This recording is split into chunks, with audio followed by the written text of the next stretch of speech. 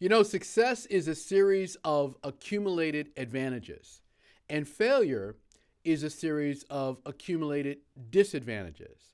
So, if you want to think about becoming more successful at what you're doing or preventing yourself from tipping the scales into failure, you might think of it in this way.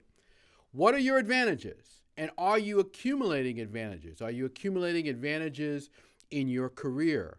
Are you accumulating advantages in your business? Are you accumulating advantages in a project that you're working on? Are you accumulating advantages in a sales process? What you want to think about is how can you take an advantage and leverage it at another level.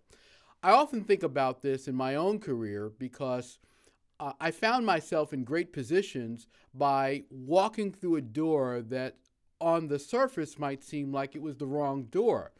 But once I got inside, I was able to kind of look around and figure out what the right path was.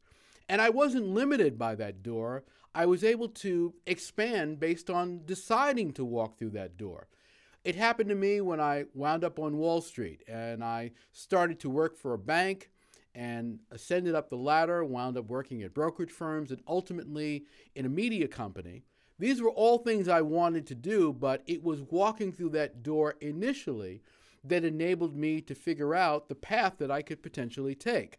You see, I had developed a series of advantages. I had learned how certain businesses worked. I had learned how certain industries worked. I had learned how to conduct myself in certain settings and how to do things that on the surface didn't seem like they might be useful.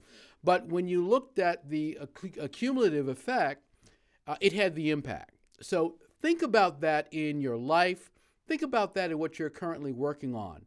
What are my advantages? And am I accumulating advantages or am I accumulating disadvantages?